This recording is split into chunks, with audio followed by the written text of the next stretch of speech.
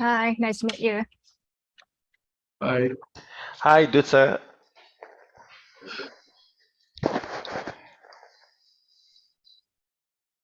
Hello, it's a pleasure to meet you. Hello everybody. Hi, Mr. Bhamra. I hope you are doing okay. All well, Vanshika. Hope the same for you.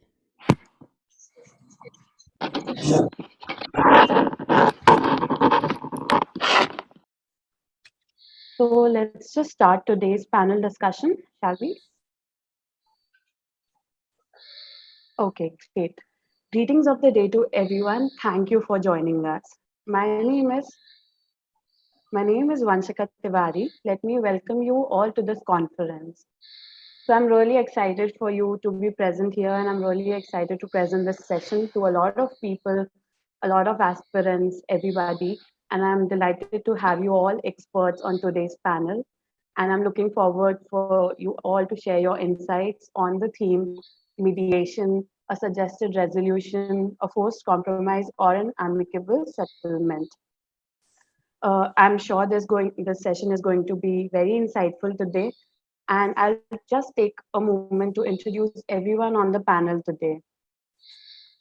So, starting off with Mr. Fola Alade. He's a mediator at the Office of Ombudsman for United Nations Funds and Program, a certified mediation advocate with standing conference of mediation advocates, a trained mediator on the panel of neutrals of Federal High Court, Lagos Multi-Door Courthouse, Edo State Multi-Court Doors House, Lagos Court of Arbitration, and Lagos Chamber of Commerce and International Arbitration Center, a trained negotiator from Lagos Business School, a certified emotional intelligence specialist, and a trained certified trainer in UK. Our next panel member being Ms. Dutsadi. She is an international arbitrator and has vast experience in extensive advisory, cross-border litigation, and international arbitration.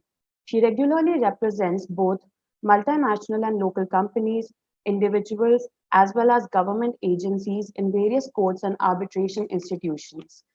Next, presenting our third panel member, Mr. Duncan Goes. He is an international arbitrator. He provides clients with advocacy and strategic advice in complex international disputes with a focus on international arbitration. Mr. Duncan has handled institutional and ad hoc arbitration proceedings around the world, spanning both common and civil jurisdictions, in particular England, the United States, and Germany. Fourthly, Mr. Jawad AJ. He is an accredited digital dispute resolution specialist. He is senior mediator trainer for the Mediation and Conciliation Project Committee of the Supreme Court of India and Tamil Nadu Mediation and Conciliation Center at the High Court of Madras. Our next panelist, Mr. James. He is the founder of Mediation Training Institute International, MTI, in East Africa, which is an internationally accredited training, certification, and consulting institution specializing in mediation, training, and consultancy.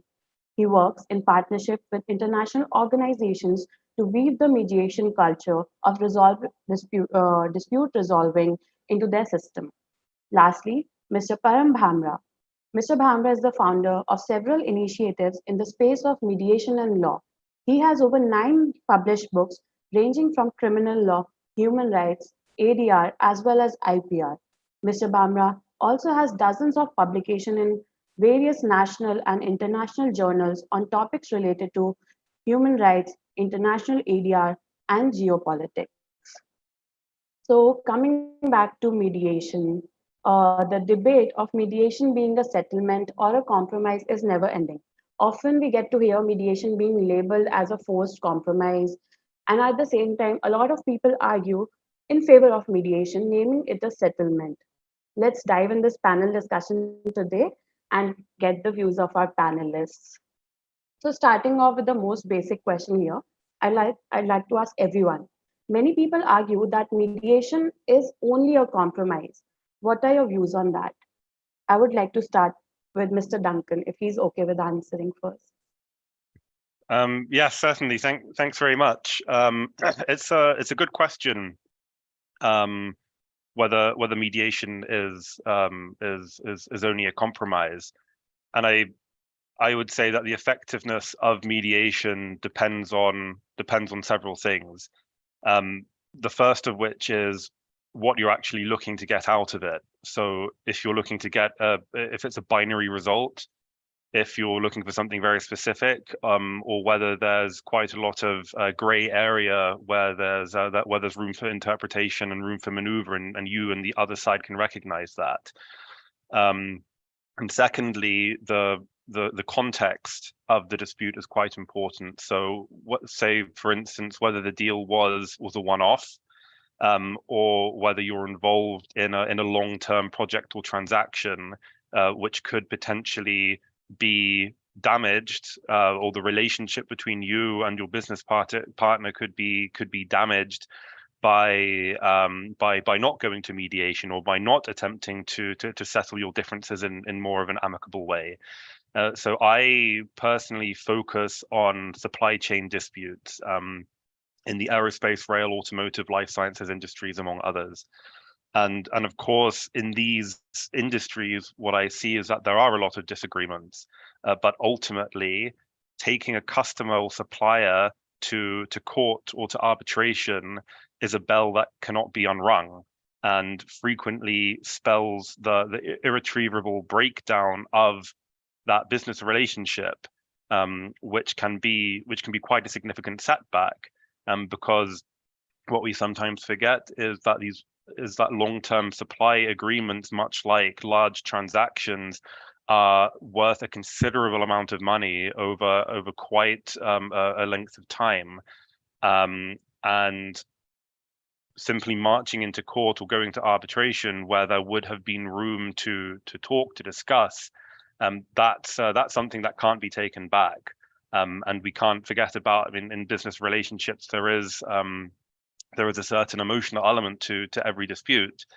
and in that context, it can be problematic if, for instance, as an OEM, you're single sourcing a particular component in your supply chain, or as a supplier, your business relies a lot on these OEMs, on the customers that make up quite a lot of your revenue. So in that context, even if you would prefer to label mediation or an amicable settlement as a compromise, it can still be preferable to a lengthy, time-intensive, cost-intensive litigation or arbitration. And in these kinds of disputes, it's very rarely clear in any case who's right, who's wrong. There's normally no right answer, and there's plenty of room for interpretation, especially when you're dealing with technical specifications, or abstract legal concepts. So something that I see quite frequently in practice in supply chain disputes is what is the contract.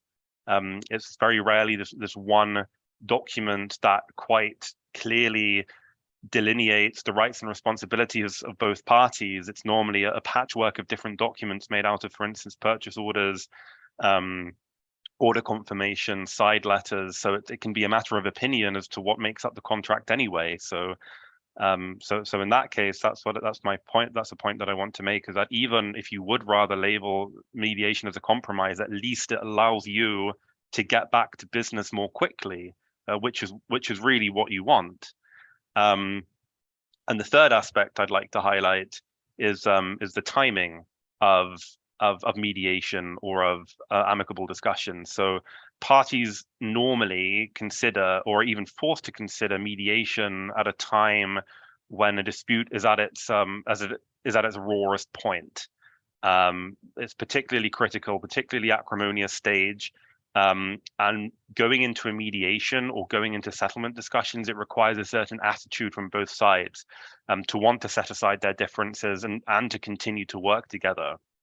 And escalation clauses or multi-tier dispute resolution clauses, I see these quite a lot in practice, but this exemplifies the issue. On paper, they seem like a sensible way to de-escalate a dispute by forcing the parties to first negotiate or mediate, before then deciding whether to take it further into court or to arbitration. But the question that I hear most often about these clauses are, do we have to? Do we have to mediate? Do we have to do this? The timing is wrong. And you can always agree to mediate or negotiate later on when you have a cooler head. So the point that I want to make is that I think mediation, it can make sense. And even if you do label it as a compromise, which I'm sure it sometimes can be if both sides do have to make concessions, it can be far preferable to marching into court or into arbitration, especially when there's much more at stake than just a whether about who's right or wrong.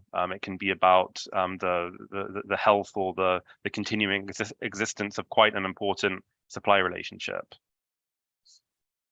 That is right. Point well taken. But why is it that compromise is highlighted so negatively? Like, why is it treated like a negative term? If Mr. Jawad can elaborate on that. Yeah, thanks, Vanshika. It's great to be on this panel. Thank you to all my panelists for being here. Well, that's. I think for that we need to see what is the definition of compromise.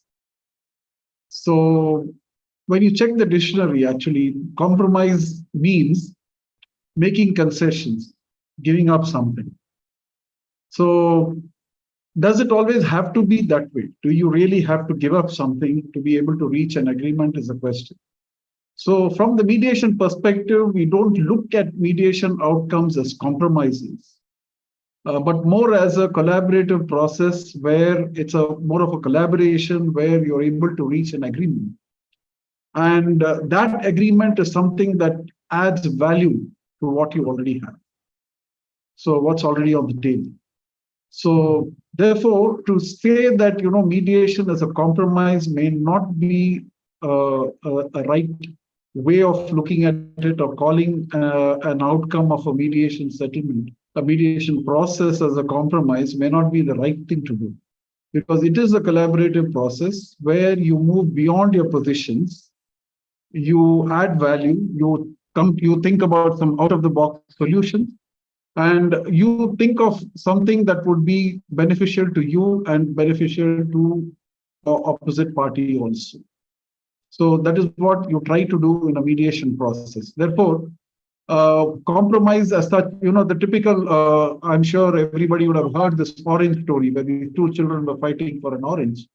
And they go to their mother, and the mother says that, a typical compromise would have been to cut the orange into half and give one half to each of the child. But what the mother does is ask the children that, why do you want this orange? And one says that I need the rind to bake a cake. And the other says I need the pulp to make juice. So the needs are met, right? So when you transcend beyond that and try to find out what exactly is it that you need, I think there is a lot of value addition there, and I would rather call it a collaborative exercise rather than a compromise. That is definitely a good point.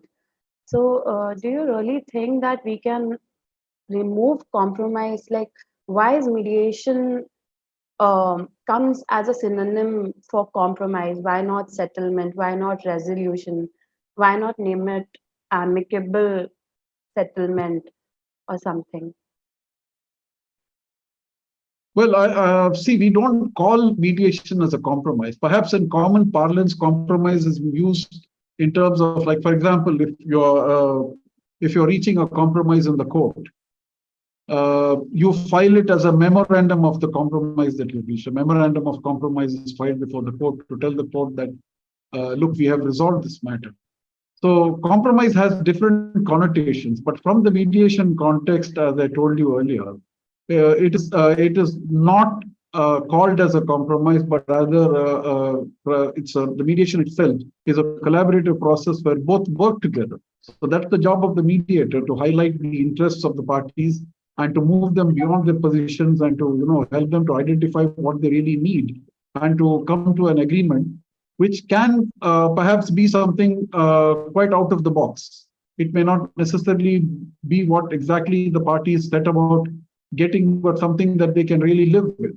So in a way, yes, if you say that, if you look at it, if you call it a compromise, so be it.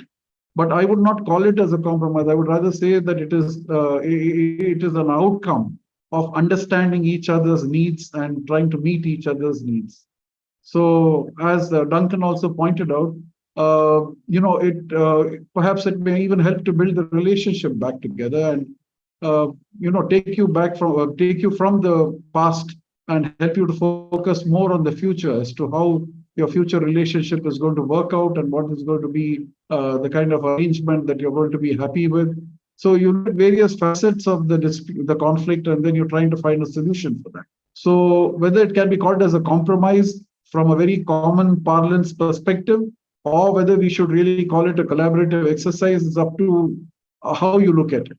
So I would rather look at it as a collaborative exercise. The next panel discussion would be on the collaborative exercise, as Mr. Jawad said. So I would like to ask Mr. James, since he's into the training budding ADR professionals, do students have the same notion? Like, do they think that it is a compromise, it is not a settlement?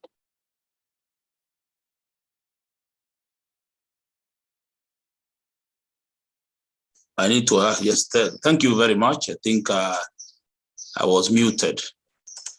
So in my way of thinking, a compromise is a situation in which people accept something slightly different from what they really want, because of circumstances or because they consider the wishes of others. And therefore, if you look at mediation, which is, in my definition, is assisted negotiation. People are negotiating, and then they call in a third party to assist them when they fail, when the lines of communication are not working, so that this third party can assist them to come to their own creative settlement. So if you look at that word compromise and look at vis-a-vis mediation, there is what we call the yielding. You know, when you yield to somebody, which is a compromise, is when you let it go, let the person have it so that you can have the peace that you are looking for. And I don't think that is the focus of mediation. The nature of mediation itself isn't that the process is voluntary, which means if you can't be forced to agree on something and therefore you can't compromise. And because you have the power to walk away, I don't think you go into the realm of compromise. People come into mediation because they want to resolve. And usually, there are three reasons why people come into mediation, which will rule out the element of yielding or compromise. One, there are three theories that we are told why people come into mediation, which is a voluntary process where people can walk away if they are upset or if they feel it's not working for them. One, we are told about what we call the ripe moment theory, that time is ripe for resolution, and therefore let's go sit down and resolve. We have what we call the mutually hurting stalemate theory. That means this thing is hurting both of us. Why don't we sit down and create peace so that we can move on in a peaceful atmosphere, that desire for peace. The third one is what we call the mutually enticing opportunity. We have had an opportunity, and therefore there is a third party in front of us who is going to assist us resolve this dispute. So you have got that opportunity that you want to exploit because a third party is a trusted person. So under those three circumstances, the element of compromise will really cannot suffice. Why? Because you only compromise when you look around and you don't find a better option than what you have on the table. So you pick it.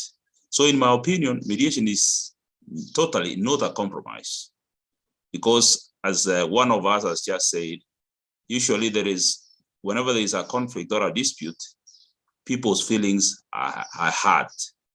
Your feelings are hurt. Therefore, you need to look at something that can repair your feelings.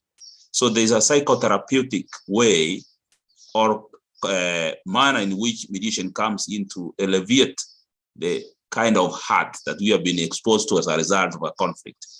So in my opinion, just to cut it short, Mediation is not a compromise. And therefore, there is another thing which I want to demystify a little. And that is, we usually identify mediation as ADR. And I hear most people talk about ADR. And I remember one time we were in a conference when one person said, a professor said, mediation is not a small sister to arbitration. Therefore, being a discipline of its own, we can look at it from the perspective compromise, resolution. Because if you look at the word compromise, which I've just described a few minutes ago, is a situation in which people act to accept something slightly different from what they came for, just because they want to consider the wishes of others. Resolution is an act of resolving or determining something, and amicable means collaboration or not being competitive. If we talk about compromise, it goes hand in hand with competition, and there is no competition in mediation, and therefore I don't think mediation is in any way a compromise. I think I will stop there for now. Point well taken, Mr. James. But at the same time, as professionals in this field, what can we tell to the budding ADR professionals, people who are, what can we preach to the audience at large? That I would like to ask Mr. Bhamra, if you would want to answer that. Yes, thank you so much. So, as we can see, the debate here now rests solely upon the difference between compromise and an amicable settlement.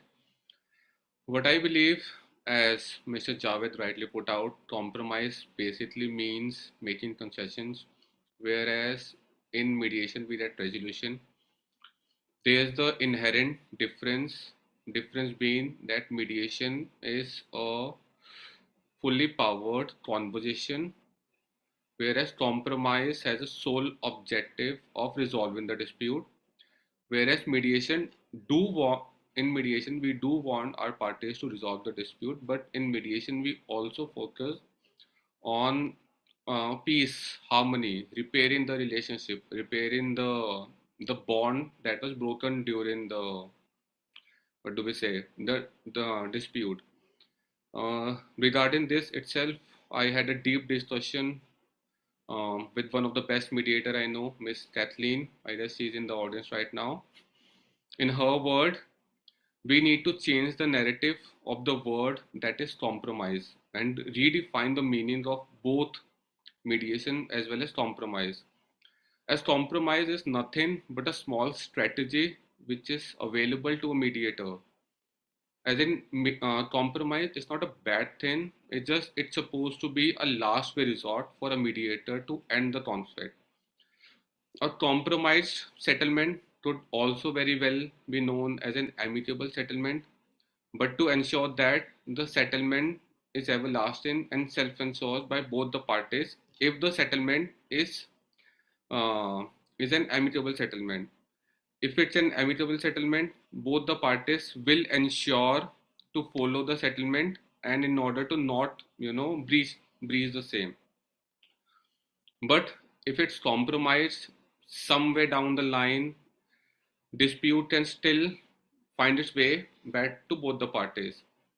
What we can preach to the audience or the budding lawyers is that to know the difference between mediation and compromise, and that mediation is just a fully empowered conversation to resolve a dispute while focusing on building the relationship back. And compromise is just one of the tools that are available to the mediators. Because if amicable settlement is out of the question, nothing can be done to bring the parties to a peaceful resolution, then maybe a mediator can resolve to compromise that let's do 50-50 and end this now. Thank you.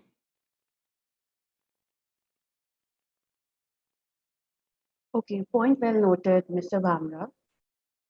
Next, I would like to ask, many say, apart from compromise, many put a word suggested resolution. Do you think it is a suggested resolution? I would like Mr. to go ahead with the same. Okay, thank you so much, Vanshika.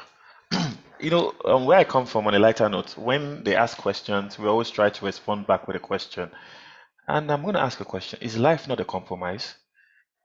And I ask this because if we decide to go into the etymology of words and look at what compromise really means, I'm looking at what the Oxford Dictionary defines compromise as. It says compromise is an agreement or settlement of a dispute that is reached by each side making concessions. That's the Oxford definition of compromise.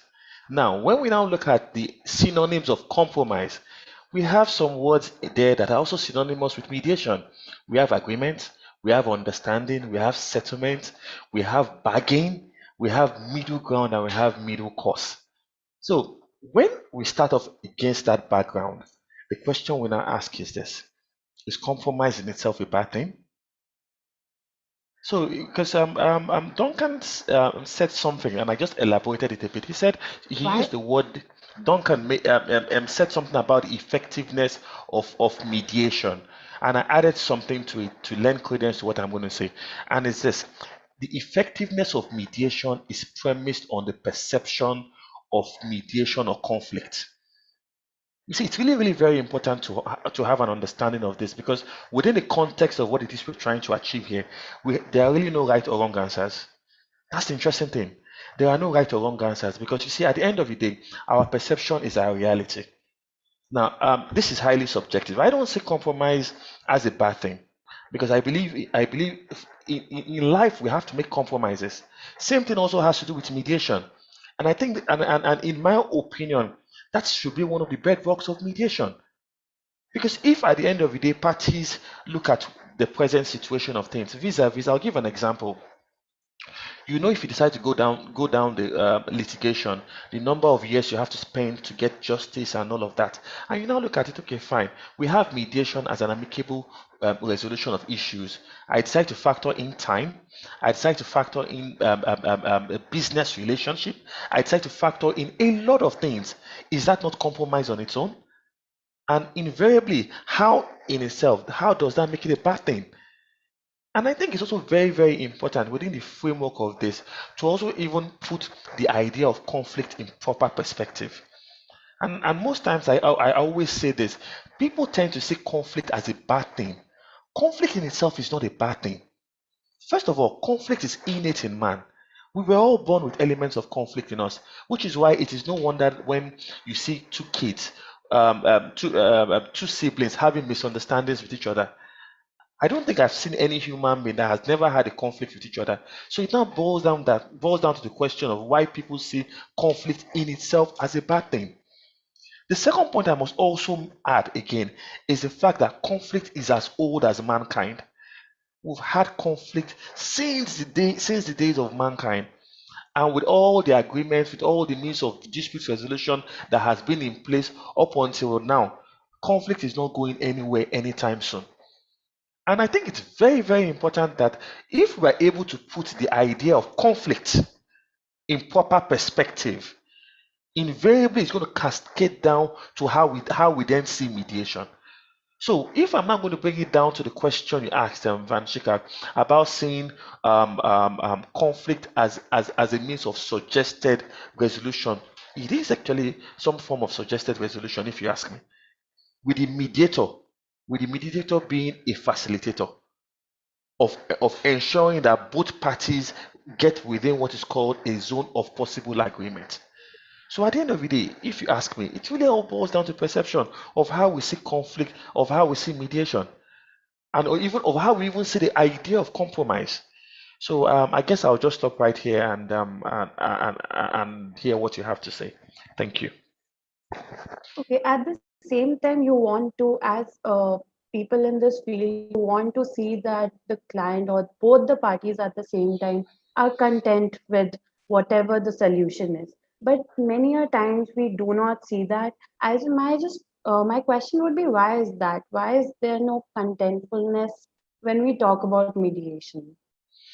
No, the question really shouldn't be why is there no contentment. The question really should be what's the underlying interest. That's the question we should ask ourselves when you come into a mediation session. Because I can't remember whether it was Jawad or someone that defined, or James that defined mediation as facilitated negotiation. Negotiation is all about bargaining. Negotiation, for parties to be able to get what they want, they have to shift positions. That is why we are negotiating. You don't come into a mediation session with a fixed mindset. If you're coming with the intent of getting what you want, you also have to have it at the back of your mind that for you to get what you want, the party there to has to get what he wants.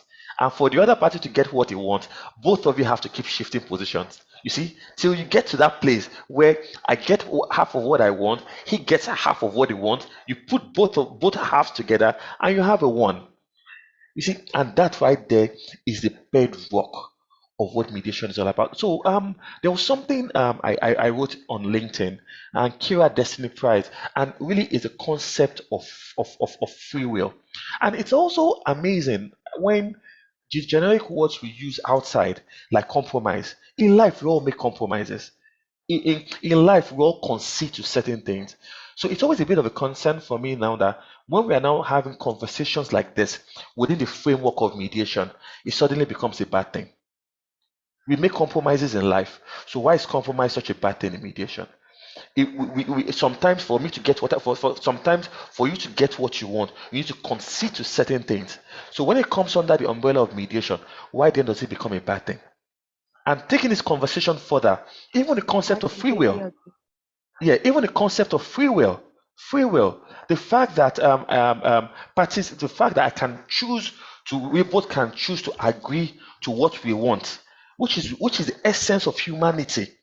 The fact that I can tell you, Vanchika, to stand up and you choose not to stand up, that's the concept. Why is it that when we now bring that into mediation, it then becomes a problem? Whereby parties have an issue with the voluntariness or otherwise of mediation. So most times I always leave this question open-ended. Why is it that the essential basic things that make up life, when they now bring it under mediation, it's always some kind of disadvantage? It shouldn't be so. It shouldn't be so. Compromise is Agree, about we all make definitely. compromises, we all make, yeah. So that's just basically the way I see it. Thank you. Okay, so my next question would be to Ms. Dutsadi. From your view, what are the factors that make mediation successful? Okay. Before I answer this question, I want to go back about the compromise point for a little bit, because to me, I quite positive about compromise. Unlike in litigation or arbitration process, of course, compromise will not be good, Yeah, but I think if we focus on for mediation, if we focus on what is achieved rather than on what we have been giving up, there is a greater likelihood that the party will leave the feeling of satisfaction and acceptance. Therefore, compromise could allow party to speak the universal language of business, and is very attractive in terms of time and cost as well. So it's allow party to come up with an amicable solution to the conflict in order to restore the contextual relationship as well. I think compromise is allow party to have fully communicated their concern, and it is practical to reach an agreement. Having full understanding of each other point of view may assist in causing the party to determine that it makes sense for the party to concrete the certain points. A well-discussed compromise will allow the party to prioritize their interests and establish a clear understanding of a perspective of the other side, which may ultimately assist them in reaching a resolution. Therefore, to me, I think compromise is often referred to a win-win situation. Yeah, because I think to me, after we negotiate and we have a compromise, both parties generally are walking away with gaining something. Yeah. So what is your current question again? Okay, so just asking you, what are the factors that make mediation successful? What plays into that room, or how a mediator would make sure that both the parties are content. Okay, so I think the factor that might make the mediation successful, I think is quite important for the party to choose the right mediator. Of course, anyone can be a mediator, but is it sensible to choose someone who is respected by all parties and considered to be a neutral, and someone with a good track record of facilitate settlement, and also have experience in the relevant area of law. And also, before you join the mediation, I think another factor that's important is both parties supposed to have the fall and selling in mind, that what's going to be the maximum result that they expect to reach, and the minimal result that they can accept. Yeah. So this is I think this is two key that could help the mediation success. Mm-hmm.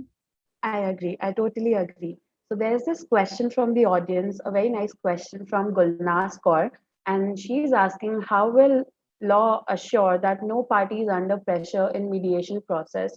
And I would like, if anybody wants to answer that from the panel.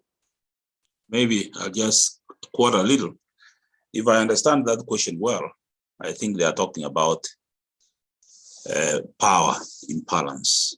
When you talk about somebody putting pressure on somebody to push them, something like bullying or something like that, it's because of power imbalance. And therefore, as a mediator, that's the most important thing you need to watch. Otherwise, you'll come up with unworkable solutions. And there are so many ways in which power can be balanced, because sometimes you get somebody is an employee, another one is an employer, somebody is rich and poor, housewife, breadwinner. These are some of the situations that we face. And therefore, to balance power is the most important thing. We'll use what we call a behavioral reflection tool. A behavioral reflection tool is where you always realize that there are some people who are more concerned about relationship, they don't care about the outcome. Then we have those ones who are more concerned about the outcome, they don't care about the relationship. So if you are not careful, a person who is not interested in a relationship will do anything to get what they want, because at the end of the day, they don't need that relationship.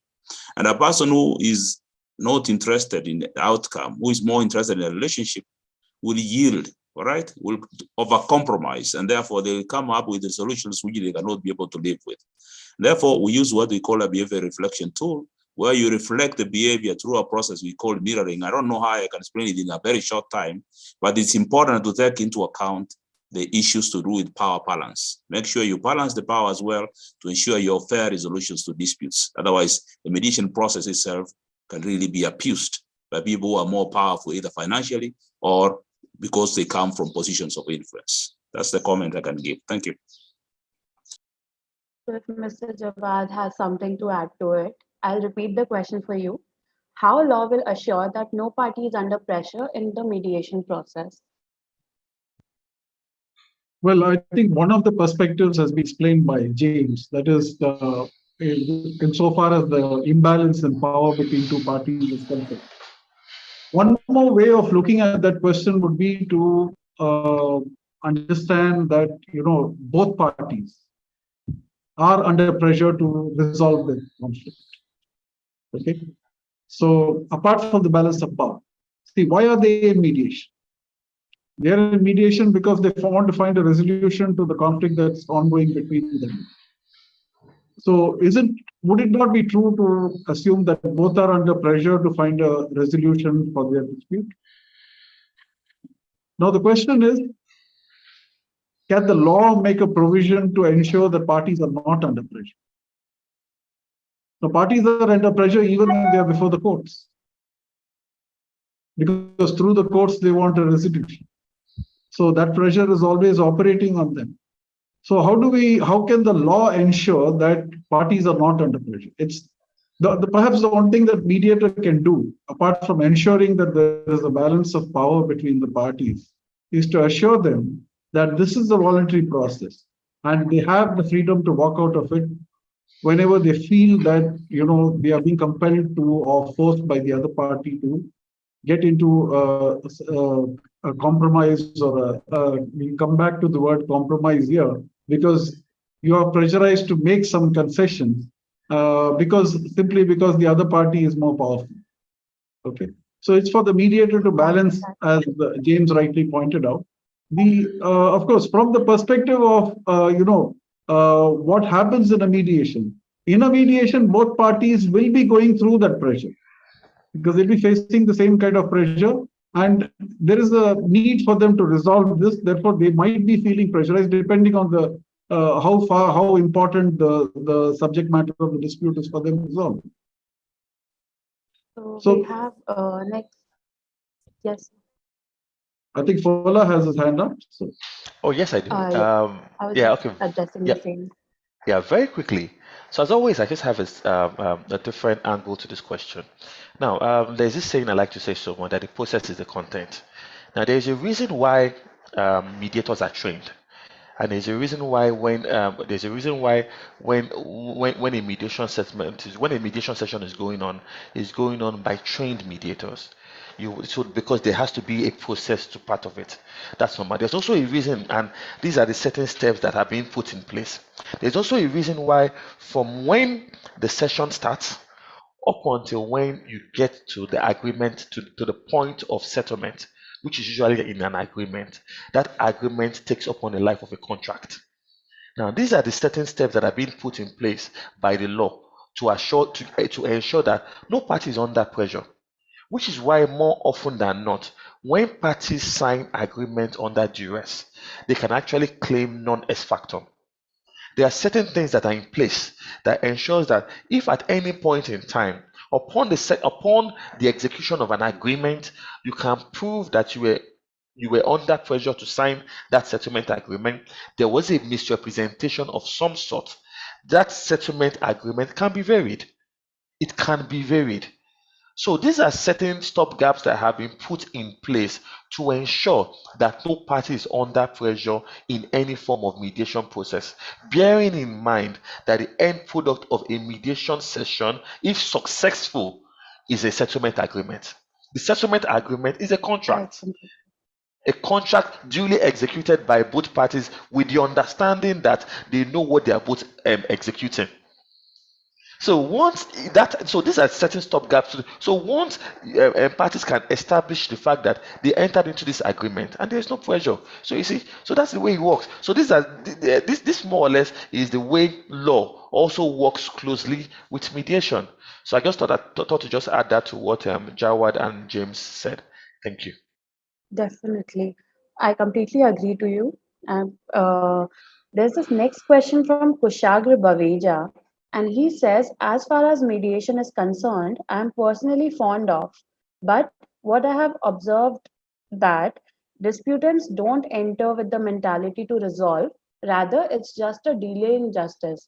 Is that so? Is that the situation? I would like to ask Mr. Duncan. And at the same time, Ms. Dutsadi, if you can shed light on this. Yeah, thank you. Thanks very much for the question. It goes back to what I was saying previously about mediation. You really need to have both sides need to have the right attitude towards it for it to really work. And in that sense, timing is everything. So it may very well be the case that at the time that mediation is on the table, the parties going to mediation, they don't have the mentality that they want to come to an amicable agreement, that they want to hash things out over a table and make some kind of and have some kind of compromise to explore the gray areas of the dispute between them. Because as I said before, mediation in the context of a contractual dispute, of a commercial dispute, it tends to come on the table either when the dispute is really heating up and it's put there as an alternative, but the timing is completely wrong, or it's something that is forced on the parties in some way because they pre-agreed it in their contract in the form of an escalation clause where it says something along the lines of, in the event of a dispute, the parties must first attempt to negotiate or to mediate, and only if the mediation or the negotiation fails will litigation or arbitration be open to you.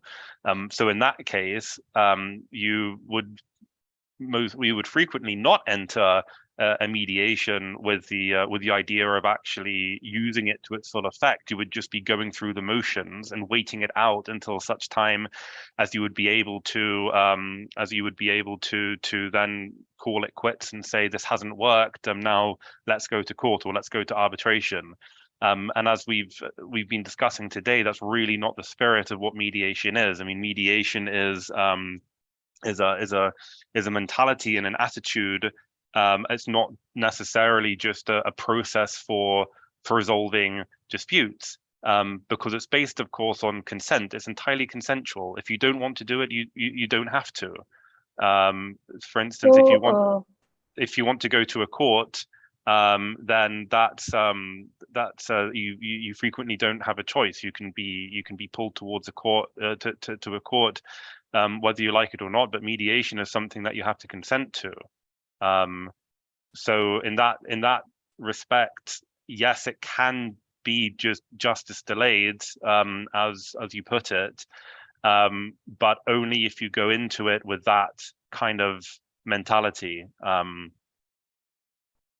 So, from my understanding of this question, I guess what Kushagra wants to know is it somewhere an egoistical battle rather than, just sitting down and settling the dispute? Mr. Jawad, if you can answer that.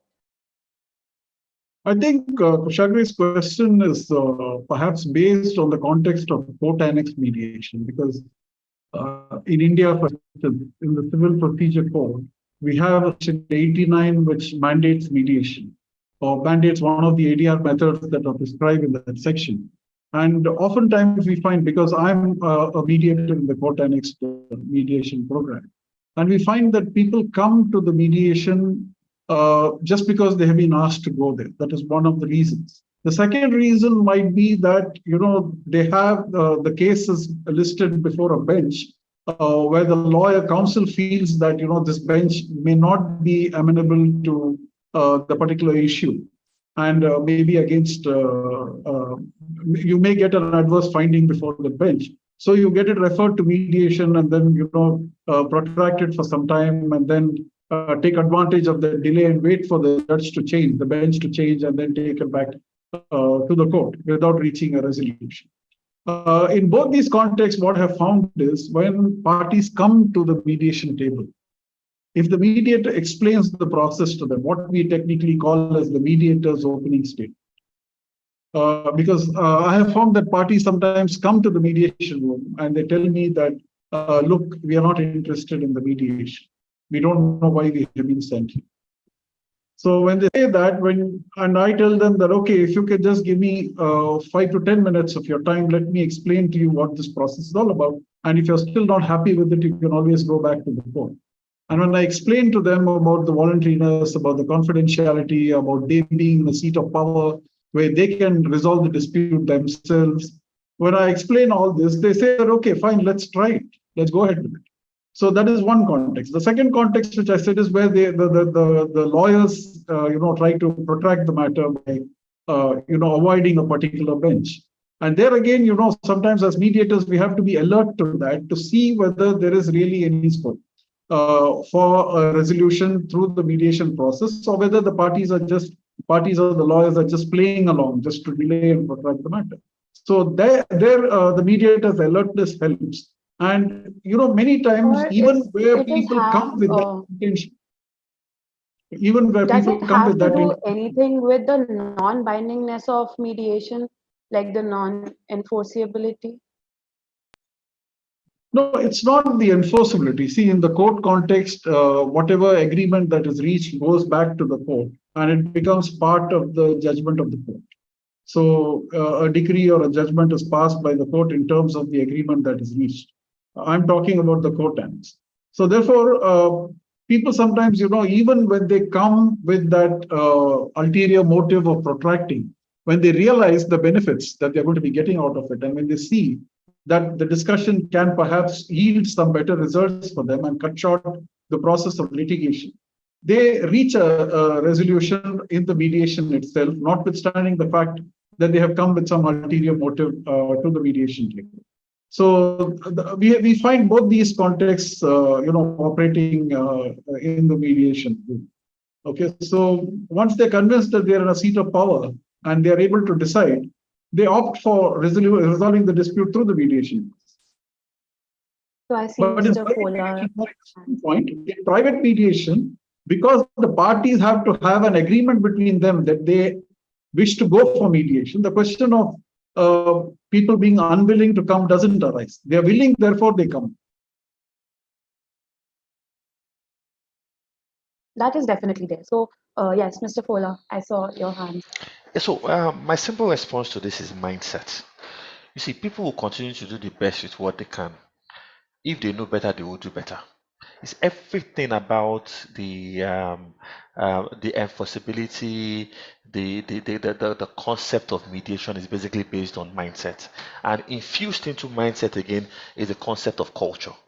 You see, culture is a way of life, and we cannot extricate culture from what it is that we do. Now, in my own country, the traditional system of dispute resolution used to be mixed before colonialism. Here, where we had the traditional head who had his council of chiefs.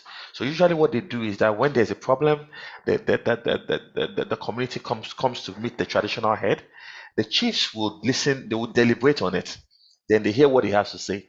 Then the traditional head will now give a decision. But when colonialism came and now brought into place a traditional system of litigation, what they did was that they removed that element of mediation, so to say, and then left litigation. You see, so at the end of the day, you see, if there is no proper understanding of the mentality of certain things, we cannot do justice to this topic. So that is, and in having an understanding of mentality, we also have to put into place so many other ancillary factors. We look at the concept of a human being. Most times, the average human being likes they like to be told what to do. When the concept of them having to do things of their own free will comes into place, they have a problem with it. The idea of the fact that when you go to court, you state your case to a judge or an arbitrator. The arbitrator determines who the winner or the loser or the victor or the vanquished is more of an acceptable pill to swallow than having you sit to have a conversation with the other side so that both of you can come up with what to use. And very quickly, let me also address the enforceability or otherwise of an agreement. You see, there's a process to mediation, and the process is the content. You see, the end product of mediation is a settlement agreement. A settlement agreement is a contract between two people.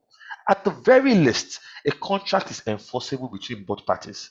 Now, when you decide to take that contract a notch higher, like what we do here in Africa, with specific reference to Nigeria, that settlement term can be adopted as a consent judgment between both parties.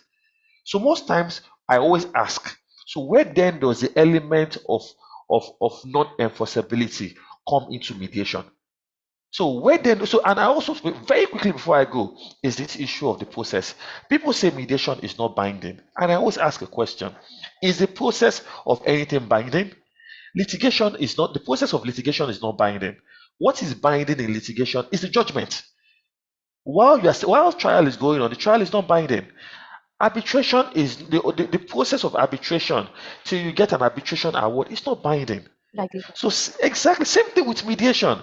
The only difference is that unlike arbitration and litigation, in mediation there's an element of voluntariness or free will, which means that you can choose not to go for mediation, whereas you can't choose not to go for arbitration or litigation because it can be used against you. But then again, it now then brings up what I also said about the element of free will. Why then is free will a problem in mediation? Why is free and understandably free will is the underestimated mediation is the underestimated power of free will. So I think in rounding up, people need to have an understanding of mediation, because if they don't understand how mediation works, These kind of conversations will continue to go on and on and on. Thank you. Definitely. So, building on what Mr. Fola just said, uh, there always comes this region where mediation is different in different regions. So, I would like Mr. James to shed light on that. If mediation is different in different regions. So, for example, let's say East Africa, how is it different from how mediation happens in Asian countries or maybe Europe? I think what you are trying to say is how culture affects the process of mediation. Well, you start even from the way we welcome parties in the room is different. You know, I've been in several parts of the world, and the way you greet people in India, you only fix your hands together like this and say namaste, and the greeting is finished. You can't do the same thing over here. You have to get hold of somebody's hands and greet somebody by hand. Now, there are other areas even where greeting goes far much more than that. You are greeted with a meal or some kind of drink. And then the other way is that in our culture, I've had a lot to do with our culture and the way we carry out mediation. We always say that a mediator should look into somebody's eyes. You know, that's not also possible in other areas. Especially if you look into the eyes of somebody who is elder, it's a sign of disrespect. Now, in other areas, if you don't look at somebody's eyes, then it means you are not being sincere. There's something you are hiding from the person whom you are talking to. Communication is also different. Also, the issues to do with gender are affected by culture. If you look at some of the African countries, ladies especially cannot stand in front of elders and address them. See, if a lady is one of the disputants, there is a possibility that they may not get justice in the process of mediation. So things are different. And then there are issues that appear to be conflicts in other countries that are not conflicts over here. So, and there are several. So it all depends on your cultural background and how what people identify to be conflict. The only thing is that the process appears to be similar because I've looked at different setups, cultural setups. The issue is that the disputants usually are given an opportunity to present their case, issues are identified, and then options are generated, and eventually people come up with a resolution. But some of the mediations we have appear to be what we call quasi-arbitration, in that at the end of the day, it's not the disputants who make a resolution. There are third parties who are held to have wisdom, and those are the people who make a resolution on your behalf. And therefore, they call it mediation, but in the real sense, if you look at it very closely, it's a form of quasi-arbitration because mediation parties must have that opportunity to be able to make their own resolution. They are simply empowered to make a resolution. But if you look at other settings, what we describe as mediation in some other parts of the continent, are not pure mediation. They appear to be quasi-arbitration. So in short, I can say that culture also affects the way we approach conflict and the way we mediate in this part of the world. Thank you. I totally agree. So there's this next question from Hesben Peterson, and he says, most times parties come to mediation having emotions and are emotionally charged, especially in family or commercial disputes. Would it be wise to work with / refer individuals to other professionals like counseling psychologists, or wise to have basic skills and training in counseling? So what are your views, Ms. Gutsadi, if you want to shed light on the same? Okay, so this is very interesting question because many times we facing with the emotional party who involved with who participate the mediation. I think the important thing for mediator is to be patient. Sometimes we need to allow them to keep express their feeling and listening to them. Yeah, so I think a mediator should be a good listener and be patient as well. And then after that, we will try to find what is the interest that they really want, and then try to find the amicable solution for both of them. Sometimes we have to make a caucus and then discuss with one party and then to find that what is the thing that they really want from the mediation, and then with the other party, and then after that, when we know the some interest that is the same, so we can try to persuade them to reach the amicable solution. Yeah, this is for my view. So I see Mr. Param having his hands up. You can join. Sir. Thank you, Vanshika. So the question is really good. Many times in a family or any sort of between husband and wife, if the mediation dispute, if the dispute does arrive, and if the parties do hope to go into mediation to resolve the dispute, many times emotions, do prevail over them. Not all the time, but most of the times, those emotions can cloud the judgment, can prevent them from making a rational decision for their own future. There is so many anger, sometimes the feeling of sometimes revenge. So a good mediator doesn't necessarily need to refer them to a psychologist, but I believe most of the trainings, basic mediation trainings, do involve this sort of curriculum that involves psychological training and trainings But to in this, we train are them. talking about people who don't see eye to an eye. Yeah, So is it right. necessary? That is the job of the mediator, to bring them both to the same mediation table and guide them throughout the process and help them understand that reaching a solution would be in their benefit. We will have all our life to be emotional, but on the mediation table, they should keep their calm and focus on what they are doing there rather than focusing all of their energy on their own emotion. Thank you. Well said. If Mr. Fola wants to continue, yes. Yeah, this is actually a very interesting topic, Patel. You see, emotions is what makes us human. And the beauty about mediation is the fact that to a large extent is devoid of legality. So of course, when they're expressing their facts, in the facts we have infused emotions. And that is where the role of a mediator comes into play. You see, a mediator is outside that circle of emotion. So it's not in that bubble. So there's a tendency for the mediator to see what both parties don't see. So essentially, the work of a mediator is not to ignore the emotions of parties, but to ensure that the emotions are put in proper perspective. Of course, it's also not the work of a mediator to descend into the arena of emotions. But you see, it's also very, very important. And that is why within the framework of things, I always advise mediators to also try and go for a course on emotional intelligence. Because you see, the average human being is, I can't remember the statistics, but I think they said the average human being is 85% emotional and 15% logical. I can't remember what the exact percentage is, but you now know what he does. He now takes an emotional decision and then justifies it with logic. That's what they all do. So, which is why sometimes if parties don't like a mediator, or they have an issue with how a mediator behaves, rarely would you get a settlement for mediation. So you see, so within the framework of trying to answer this question, yes, I agree.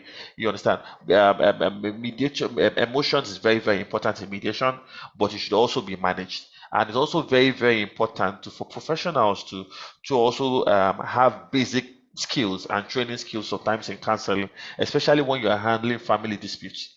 You cannot afford to be too rigid, because the mindset when handling a family mediation is different from when you're handling a commercial mediation.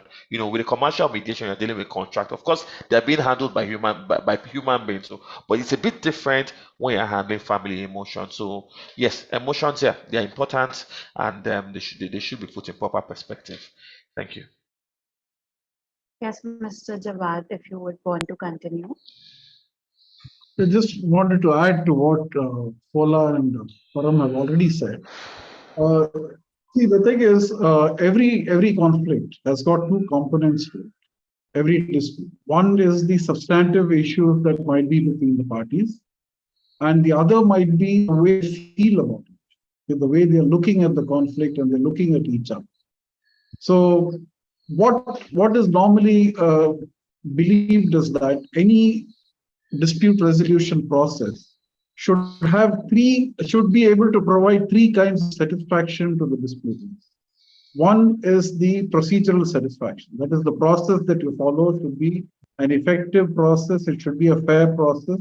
It should give equal opportunity to both sides. The second is the substantive satisfaction, that the outcome should be satisfactory to everyone. And the third part of the satisfaction triangle is what is called as emotional satisfaction.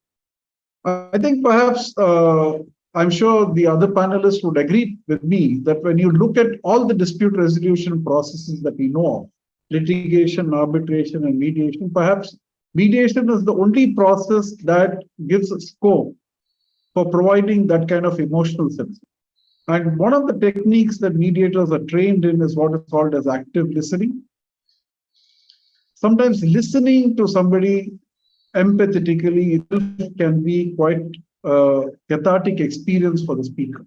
So when somebody is listening to you, you feel that you have been heard, you have been understood, and you feel a kind of vindication for what you're feeling. So that sort of an approach from the mediator really helps people to move beyond those emotions and look at the substantive issues also. Because as long as those emotional issues don't get addressed.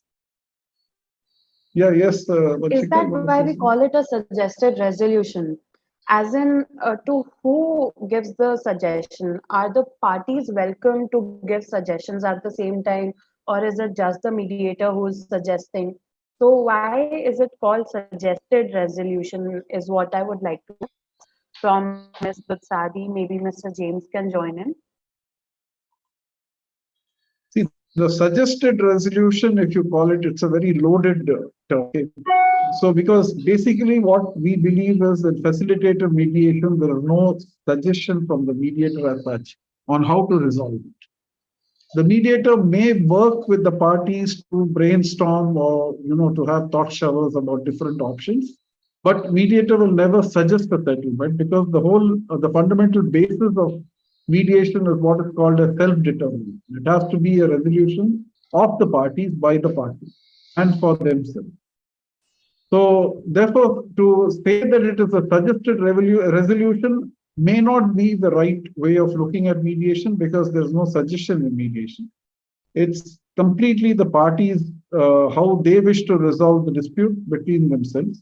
The mediator, of course, facilitates the process, works with them to evaluate, to check, to generate options, to evaluate those options, to test those options, and to see which works best for both sides. I think I can comment there briefly. It depends on what kind of mediation you are doing, because there is a facilitative procedure where you are a facilitator. You respect the client's autonomy to make decisions. There is an evaluative procedure where you, as a third party, you can give what we call a mediator's proposal, and we teach this in advanced mediation. When we are teaching people, especially in commercial mediation, where a mediator can give a proposal. We call it a mediator's proposal, where you come in and even guide the parties. And evaluative mediation is a little bit intrusive. It's not like facilitative mediation, where the client's autonomy to make decisions is respected. Then we have a transformative process also, where the third party is not interested in finding a solution. The third party is only interested in parties maintaining a relationship. So we can only talk about a suggested solution based on what kind of mediation we are referring to, because there are different mediations with different approaches, a facilitative method, an evaluative method, and a transformative method. So it depends on the approach of the mediator and the requirements. What are you required to do as a third party in helping parties resolve their conflict? That's the comment I can give. Maybe I can add some point in short about how we train the mediator in my regions. Mostly when we train, we were suggested that not to provide the option, no, not to provide this to the party. However, we can provide the option, like many options to them, for them to choose. Yeah, because sorry. Yeah, sorry.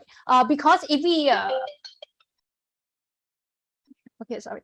Because if we suggest them something which is not benefit the opposite party, the opposite party might claim that we are not neutral. The opposite party might think that we take side the other party.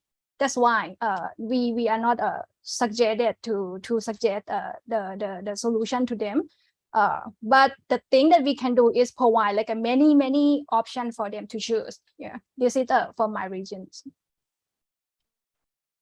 So, as Ms. Batsadi said, is there always a risk involved that parties think that the person is biased, or they are not listening to one side and only focusing on the other? So, does that play sometimes? If somebody want to shed light on that.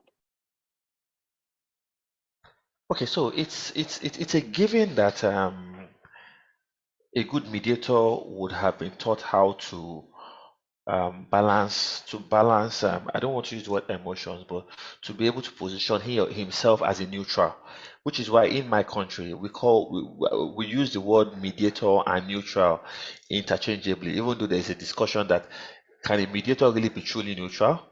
That's an ongoing conversation. That is it possible for a mediator to be neutral? But in our introductory, once we're introducing ourselves to parties, we always try to make parties understand that if at any point in time they feel a mediator is biased, they should please let the mediator know, and the mediator too can decide to recuse himself. But at the end of the day, it's also very, very important to understand that most times parties come into a mediation session with a fixed mindset. They believe sometimes that they come in with a fixed mindset, and there's really so much you as a mediator can do if somebody comes in with a biased way. And sometimes I always crack a joke about this. If you have if as a mediator you like Manchester United and the other party is an Arsenal fan, and you understand, chances are that the other party would believe that because you're a Manchester fan, you probably would not. So you see, it's a bias. And this is a bias that you are not in control of. But it's just very, very important that as a mediator, you conduct yourself in a very professional way. You ensure that you assist parties in getting to in having an amicable resolution of issues without necessarily descending into the arena, but just conducting yourself in a very professional way. Thank you. Well, definitely, I'm a Manchester United fan.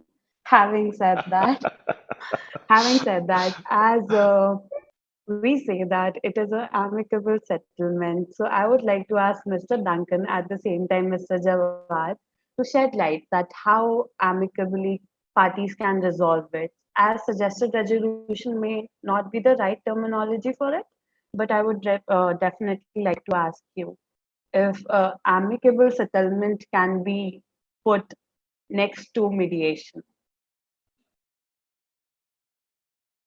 Thanks for the question. I think amicable settlement and mediation, they're perhaps adjacent. Like you say, you can put them next to each other. But I would go back to a point that, excuse me, I can't remember who exactly used this terminology, but that a mediation is a facilitated negotiation, almost, that you have a neutral third party sitting there in the room with you, helping you to see things from a different perspective, and in that case, somebody already touched on that it's important for a mediator to be both to be objective, of course, to be able to see both sides, to have a certain level of emotional intelligence, to be creative in the search for a workable solution, and of course, in the end, the mediation, what the outcome of the mediation may very well be amicable. In the sense that the parties are grateful that the mediator managed to show them things from from a perspective that they had previously not seen them from. So in that case, the mediation has really worked. That, to go back to the original point, it's more than just a compromise. I think was it you, Jawad, who's perhaps who was saying that compromise is only one of the tools. Yeah, it's a collaborative process, and compromise is only one of the tools in a mediator's toolbox to get the parties to where they need to be. But it does, I think, so in that sense, if mediation, if the process really works, and it does turn into a collaborative process by which the parties come closer together than what they were, and any concessions that they have to make don't seem so grave in comparison to what has been gained.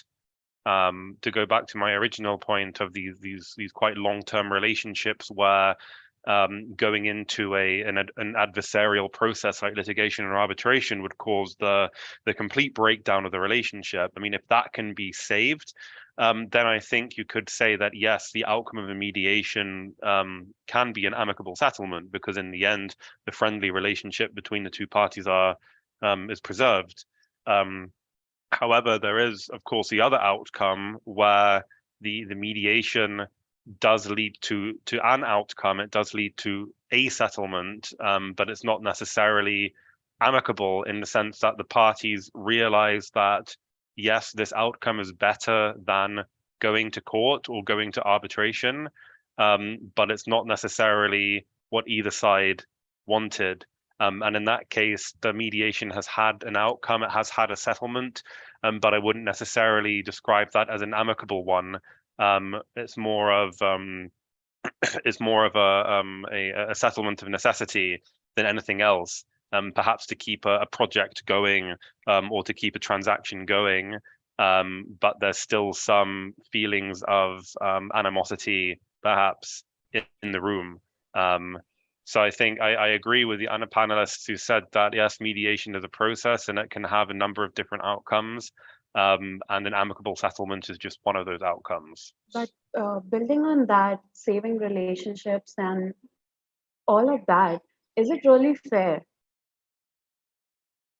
So if your agenda is to save relationships, is it really fair to the parties who are into mediating the settlement, mediating the dispute? My question is on the fairness. Okay, well, I think as a mediator, you shouldn't necessarily have any agenda. You should enter a mediation with an open mind, because really, it's even though, yes, you are the facilitator, it's still very much a party-led process. Because the parties, they're going to have, well, at the beginning, they might have their very polarized positions about what's right and wrong. I want this, I want that, you owe me this, and so on and so on. But it's for the mediator to figure out where are the points of agreement, where are the points of dissent. Can these perhaps be finessed in any way? Can the parties be brought closer together? And we go back to concessions. Can concessions be made? Perhaps some issues are that the parties believe are important aren't so important, and perhaps there's something that the parties haven't realized. But I would say, I mean, a mediator has to enter every mediation with an open mind. Of course, they have to be prepared. They need to know what the positions of the parties are. They need to know what the facts are, and they need to wade through because somebody already said, I think it was Follow, that there's the facts can be infused with emotions, which, so from the party's perspective, the facts are very much subjective. So I think the process can be made fair in the sense that the mediator listens very carefully to both sides and doesn't necessarily have a particular agenda, because, I mean, perhaps it's not in the party's best interests for them to continue their cooperation. But if a mediator enters there with a particular agenda, then they're going to be blinded to what the real issues are, and what the most favorable outcome would be for both of the parties. Because it's not about seeking a favorable outcome for one of the parties, it's about finding something that both parties can live with, not necessarily be happy with, but that they can live with. Live it, definitely. So, Ms. Dutsadi, yes. I think I can add on something about the fair point. To me, I think mediation is not about to reach the fair settlement. However, it's about to create a win-win situation, the win-win result to the party. For example, if you have one orange, if you cut it and you give each party a half of orange, this is called fair to me. However, each party might don't want half of orange because one party might want to squeeze and get the juice, and another party might want a ring to make a cake, for example. Therefore, for mediation, maybe it's better to both parties to sitting on the same table and they discuss what they really want, what the outcome that will benefit them the most. The outcome that they want might not be fair. However, this is the best interest for them. So I think I cannot guarantee that it will be fair, but I can confirm that once you succeed in mediation, you will get a win-win result for both parties. Yeah. I definitely agree. And Mr. Jawad's and Ms. Dutsadi's analogy of this orange, I think it's going to go a long way. Building on that, circling back, I would like to ask probably Mr. James to add something to the fairness when it comes to being fair while settling amicably. Well, I think the issue about being fair is an oxymoron. In fact, we never agree on the word fairness, in that it's just like beauty is in the eyes of the beholder. So it's the parties to determine how fair you are. But there's one thing that we teach young mediators on issues about temperaments and personalities, to avoid what we call triangulation. Triangulation is being taken over by one of the parties while you are mediating. There are so many things or instances that can make you be taken over. First of all, depending on your personality. So we teach a lot about personality. People who are sanguine, phlegmatic, melancholic, and then also the personalities of the people that you are going to face on the table.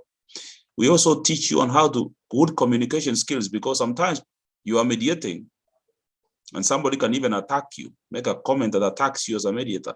If you're doing a family mediation, somebody looks in your eyes and tells you, don't look at my wife like that, you bastard. And yet you are a mediator. How you respond to that will determine the outcome of the dispute. If you don't have a good temperament, you'll tell the person, I'm not a bastard, you are a bastard. Then if you become a mediator, you become a disputant. That's why we teach you, first of all, temperaments and personalities, and then what we call the conflict dynamic profile, how we respond to conflict, and whether we respond, how to become conflict competent as a mediator. Conflict competency is knowing how to respond to conflict constructively. Because if you don't practice that, then you'll get into the dust of the dispute. And once you get to the dust of the dispute, you become a disputant. Mediators, that's why proper training is required for a person to get into this field, because mediation is a vocation. Otherwise, you're likely to get into this process as a money-making mission, only to be disappointed in that in every mediation you go, you are either triangulated or you are offended and you become a disputant. So stereotyping or being aware of your own feelings, because mediators have feelings too. That's one thing you are just forgetting. And we say mediation is we are in any conflict, 98% of our feelings, we are emotional, 98%, only 2% rational. And there's a lot of expectations from the parties for your rationality, which is just 2%. And therefore, being a human being and a social animal like anybody else, you must also be aware that you must be in a position to control your emotions. Otherwise, if you go deeply, you dive into the party's conflict and get yourself immersed in the emotional content, you will be in trouble. You will not be able to handle mediations. So it's important that apart from proper training, there's also practice makes you perfect. The first few cases I did That's about 24 years ago. I was disappointed. And I was asking myself, was I really properly trained? But after some time, after going through all that experience, you come to find that apart from the training, the experience that you get, the kind of mistakes that you make as you do your practice will help you make you better and will make you avoid that temptation of being triangulated. Those are some of the things that I think I can point out for now. Thank you. Point well taken. Yes, Mr. Jawad, if you would like to add something. Yeah, just to add to what James was pointing out about the importance of training of mediators. Now, one of the tragedies that is unfolding in India is that we have the courts appointing retired judges as mediators who have had no formal training in mediation.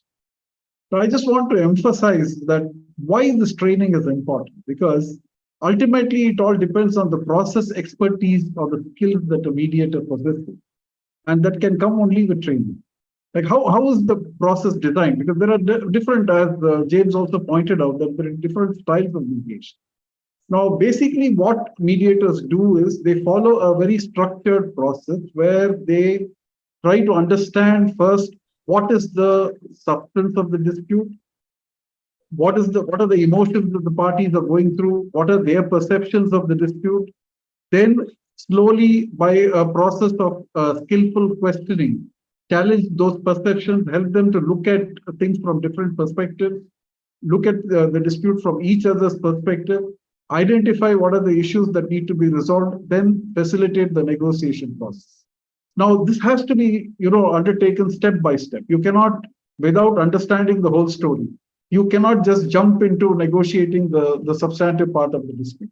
Now, this training becomes very significant and very important for you to be a good mediator and for you to come out with a resolution that would be effective, that would be acceptable to the parties, which is the party's resolution ultimately, and not your resolution.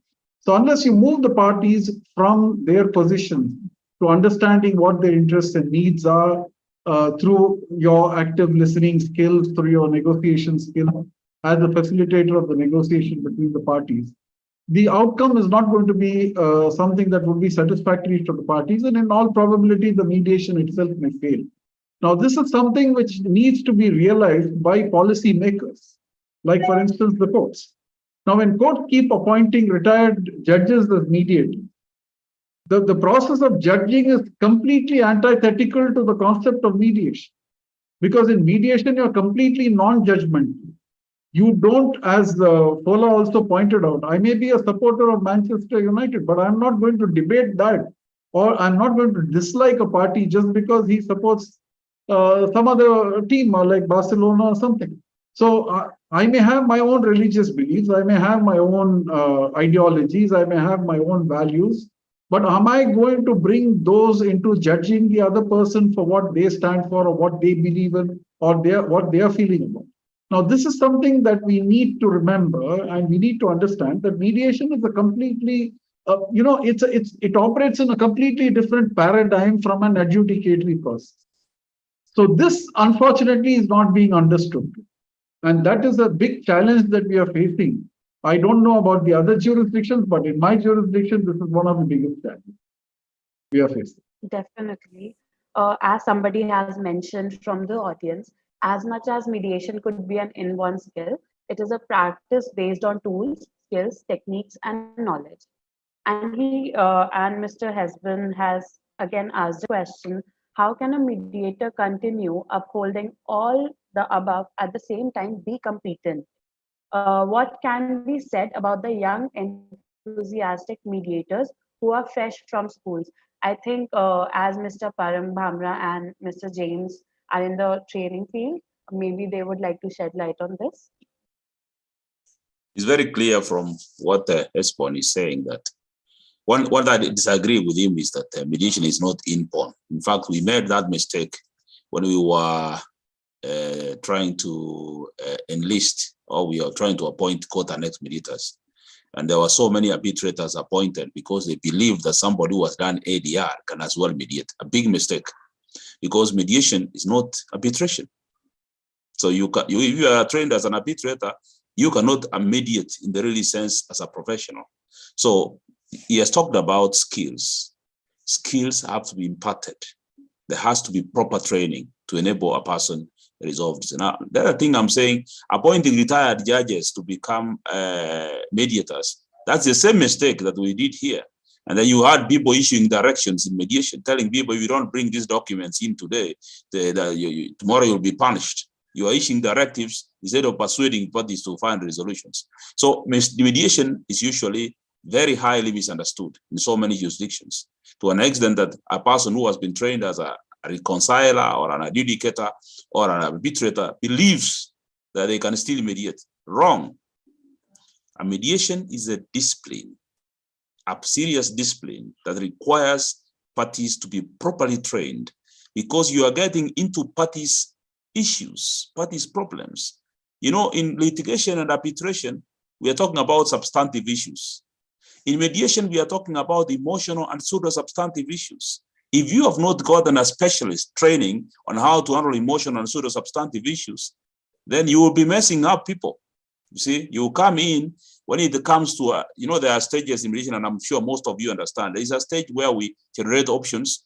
And when we come to the point of evaluation, if you have not been trained on how to assist the parties and evaluate the options, that's where you float. And then the parties take over. And once they have taken over, you float. You're just like a pilot who takes over with a plane. And when you are in the skies, that's when you are asking parties that I was a student. I only had instructions on how to take off. Is there anybody within the plane who can assist me to navigate? And then people die through that process. So that issue about getting properly trained parties to mediate is what will save mediation. So long as we have quacks and people who are untrained handling mediation, we are giving mediation a bad name. And eventually, once people go through the hands of an untrained person, you will never tell them about mediation again. And this is something that I'm really insisting. And that's what we do also from the International Mediation Institute Netherlands, where I sit as a board member. We are trying to improve standards of mediation in the world. And the best way to do that is through training, getting the correct parties on the field who have got skills, who can be able to offer quality service to the public. That's the only way the concept of mediation will be respected. That's what I can say. That is definitely true. So, Mr. Fola, yes. Yeah, so against the backdrop of what James said, I would I want to shed more light on the question asked by Patel about what can be said about the young, enthusiastic mediators who are fresh from school. So this question is a bit geo-specific, and I'll tell you why it's geo-specific. So I came into the mediation as a very young mediator, and one of the things I noticed in mediation was that a particular age, see, mediation was actually within a particular age group, say like from 50s upwards, and I would say to myself, is mediation meant for the old folks or the mid folks or the younger folks? It was something I had to contend with. And it was a bit of a struggle, really, being able to come into that space and carve a niche for myself.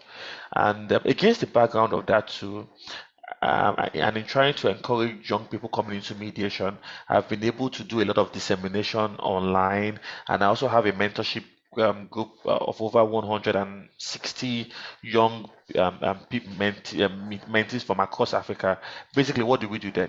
We disseminate information on the business and practice of mediation. And one thing I always tell young mediators that are coming into mediation is this.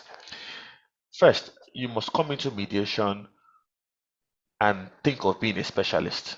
You see, the era of coming into mediation and being you're doing commercial, you're doing family, no. You see, you need to come into mediation and be if you're coming into mediation, you want to go into entertainment law, be known for entertainment law. If you're coming into this, be known for this, and also understand one thing, that mediation is evolving. So you can't come into mediation today and think that by tomorrow or next tomorrow you want to be the next big thing to come into mediation. And also diversify. And also understand that whether you like it or not, you see, each age grade has its own mindset. The fact that you're coming into mediation and deciding to go into a space does not necessarily mean you might go into that space as a mediator. You might also go into that space as a trainer. You might go, because one thing a lot of people don't understand about the concept of mediation is this: it is an amicable way of resolving disputes using a third party.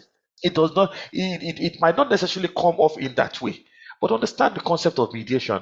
That you're into mediation does not necessarily mean you're going to come into mediation as a mediator. You can come into mediation, be a mediation advocate. You can come into mediation, be a negotiator. You see, so it's really, really very important that you have the proper training, you have an understanding. And I say one thing, you see, it is no longer a question of if, but when. Mediation is going to be the preferred means of dispute resolution. It's out there. We can see it because you see, with what is happening in with technology now, where today a software can come out, by next week the software is obsolete. If you're going to and if a dispute comes up, if you factor the number of weeks or months or even years you're going to spend in court, if you decide to even bring in mediation can be resolved in maybe 2 or 3 sessions. So you see, so with specific reference to the young enthusiasts, I'll tell them they should just keep on keeping on. They should continue to attend webinars like this. They should continue to. They need mentors. They should have mentors. Someone like James has is heavy into training. I don't see any reason why they can't follow James on LinkedIn to see his works. Everyone here, just reach out to them, have an understanding, and I say this, have an understanding of how mediation works, and have an understanding of your culture, and see how you can infuse both of them together. Because you see, invariably, you cannot extricate culture from mediation. I say this now, James can lend credence to this. In Africa, we're very big on respect. So it's easy for me to be on a session like this, and I can be on first name basis with AJ, be on first name basis with Param and Duncan and Co. Where I come from, at a certain level, you can't be on first name basis with certain people because they will consider it disrespectful. So the moment a party considers you a mediator disrespectful, it's always a bit of a problem trying to achieve a settlement, which is why most times, once I always ask, how may I address you? I always ask, how may I address you? So you see, as much as we're looking at mediation, we should also look at culture. They both go together. You cannot extricate one from the other. Thank you so much. And I think that is why the training part is most important while being Very a mediator, important. while becoming one. On Very building important. on that, Mr. Bhamra, if you have any insight. Oh, I'm sorry. Can I Yes, just? Oh, okay. Param, can I yeah, just sorry. just one sentence? And I think it's also very, very important that as we proceed deep into mediation, people need to understand that you cannot study mediation in isolation.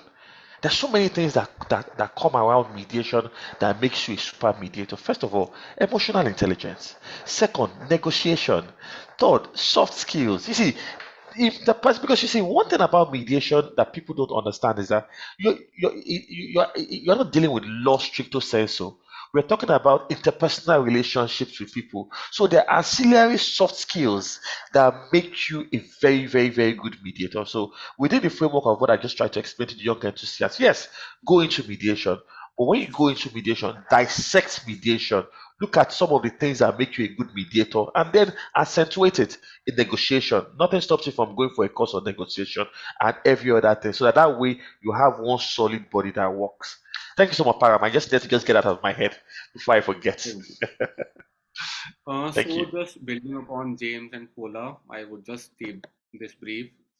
What I personally believe is that young students do need to, in order to, polish their skills, they do need to observe as many mediation proceedings as much as possible. Post that in their training, they can be co-mediators with a very senior mediator as well. And I'd just like to say that with practice, they would be a good mediator someday. So keep on practicing. And yes, that's it. Thank you.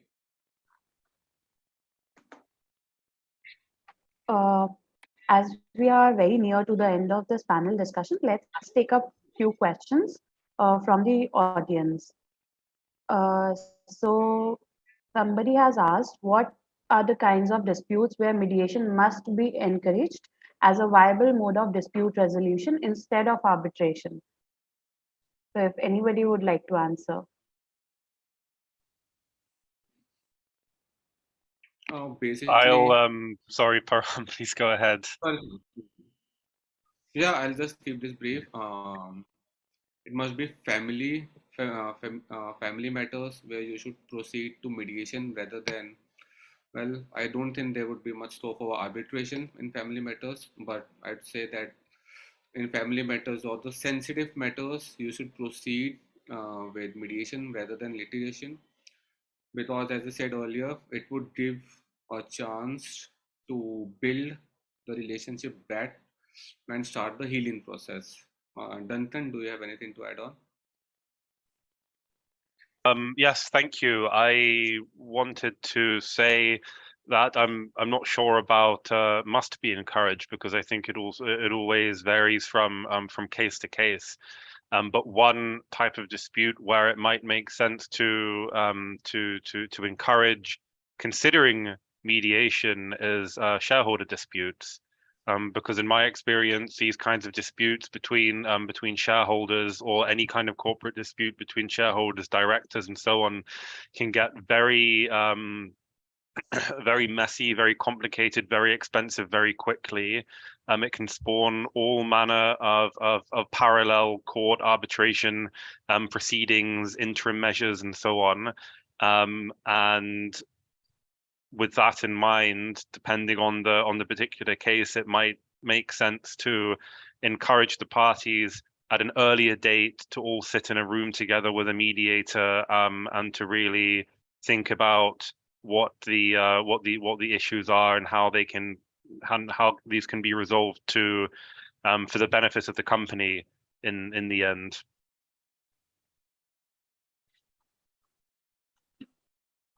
Point well noticed. So somebody, Shashank Kumar has asked, how can we proceed for mediation in cases where a government entity is one of the party? It is generally seen that mediations are rarely succeed here in such type of situations. If Mr. Jawad has something to say. Well, I think that's a very good question, actually. But what has happened in the Indian context is that government is the biggest litigator in India.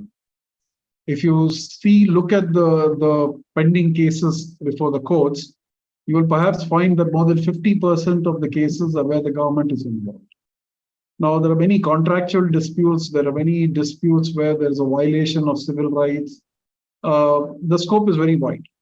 But what has happened in India today is that a mediation bill has been introduced in the parliament with the idea of bringing in a law on mediation. And the government has exempted itself from the mandatory mediation that is provided under the proposed law. Now, that I feel is something which is completely wrong. Now, one of the reasons why we find it very difficult to mediate disputes involving the government is the question of who's going to take responsibility.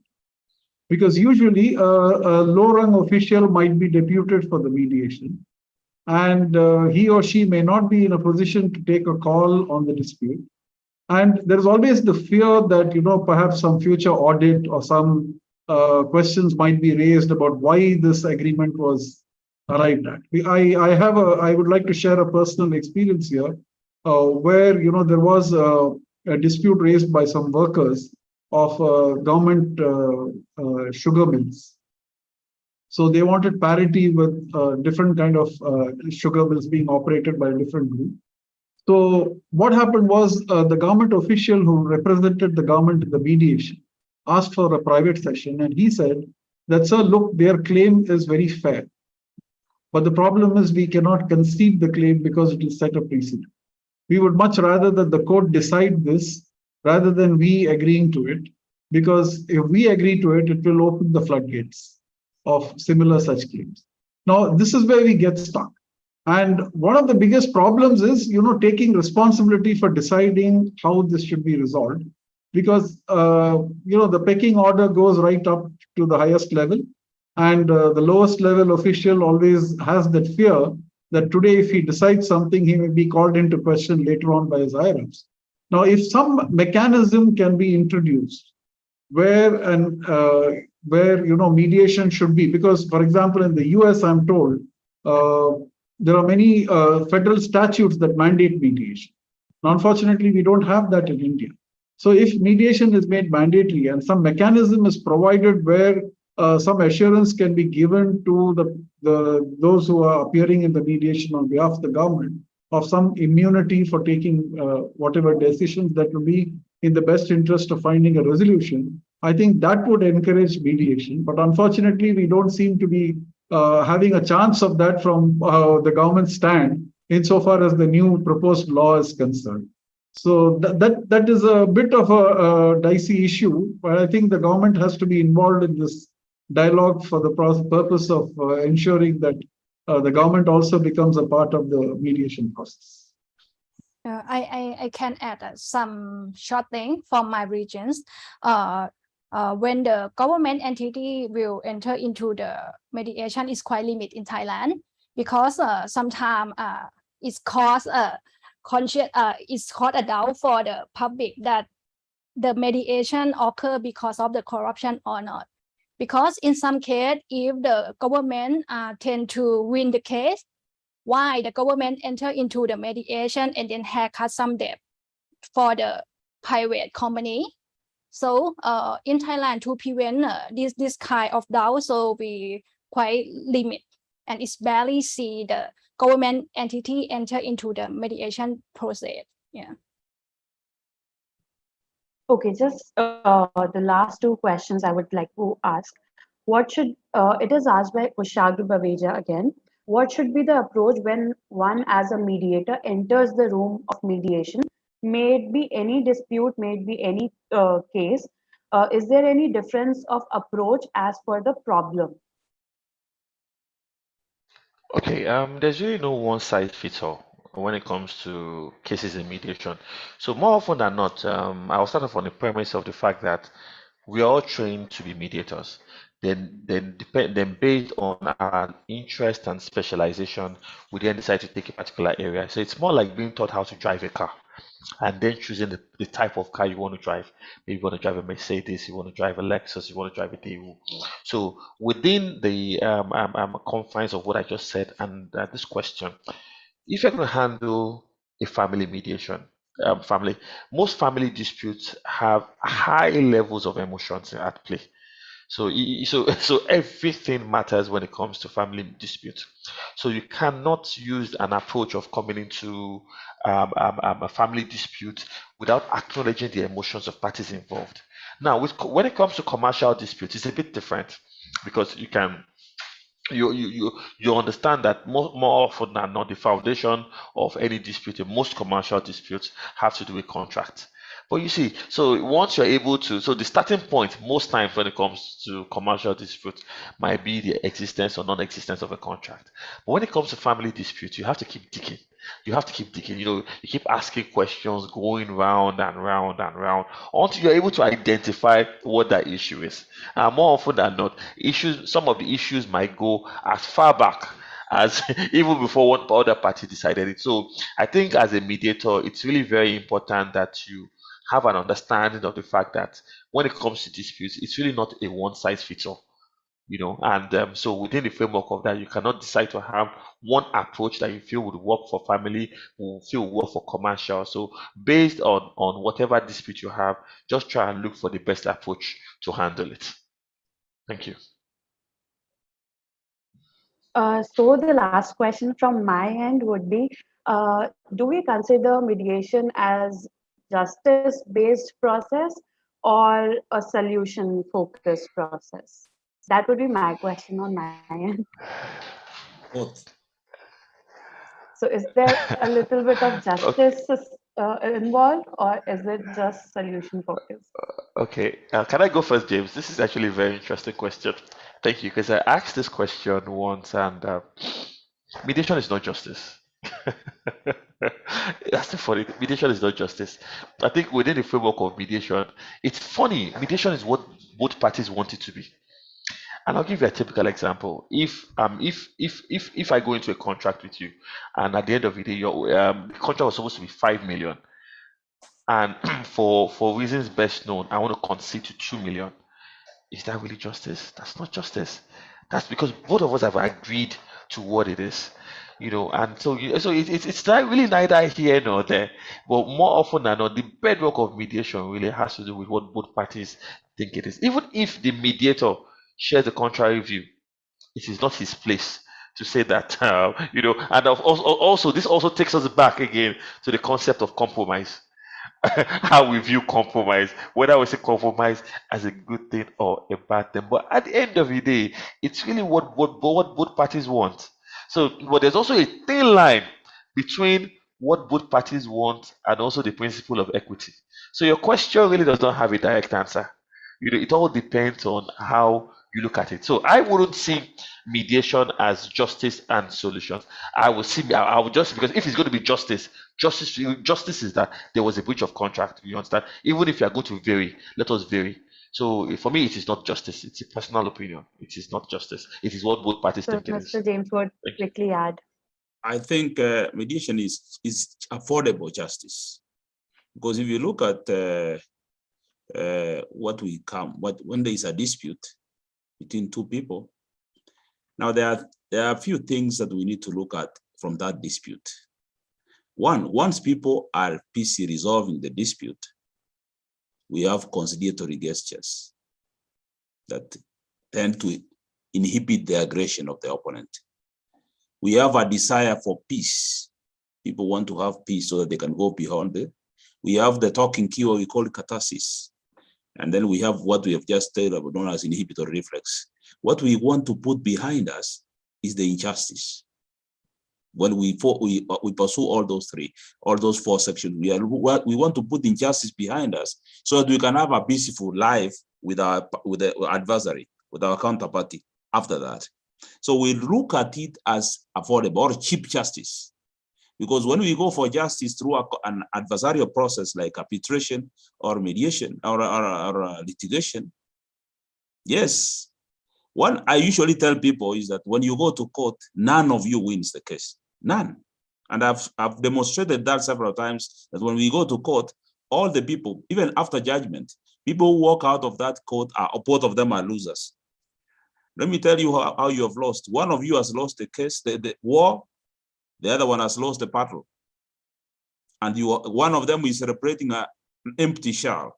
For example, if I take 50 meters of your property, we talk about land. I just move it 5 meters. You take me to court. The value of that piece of land, let's say, is 50,000 Kenya shillings. I have to pay my lawyer, who will charge my fee based on the value of that land. The whole of it, not the portion I'm fighting for. Number two, I also spend money going to court. I'll not be going to my business. I'll be just walking around the court corridors. And this is not going to be resolved in 3 or 4 months. So I'm going to stay in court for a year or so. Averagely in our country, cases can take even up to 17 years.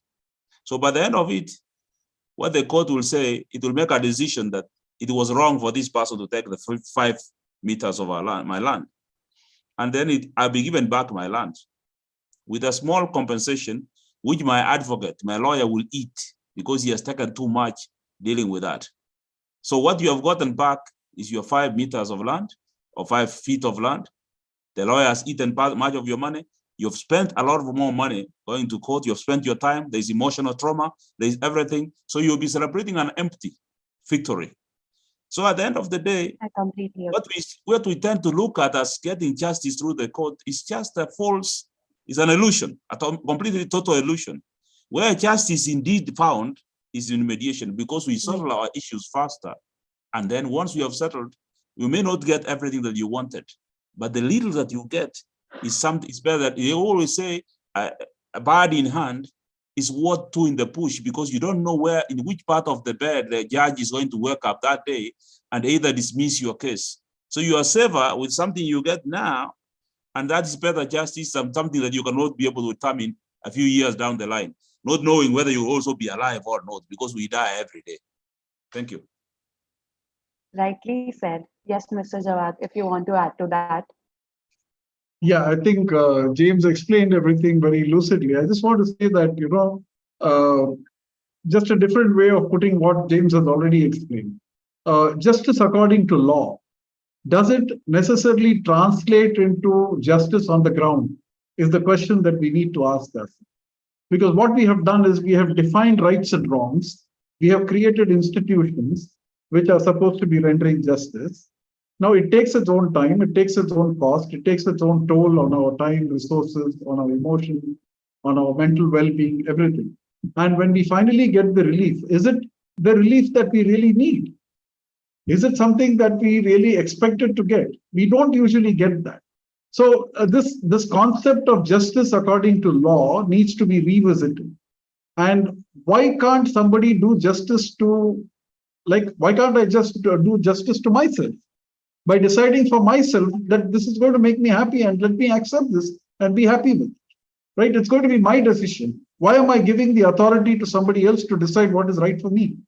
So this is the distinction that I think we need to bear in mind when we talk about mediation. I think I've just put in different words what James has already said, and a slightly different perspective from what Fola also pointed. That is completely true, sir. So coming to the end of the panel session, it was an incredible session, and thank you all. Thank you for everybody who is present here, and especially thank you to all the panel members for taking out their time and shedding light on such meaningful topics.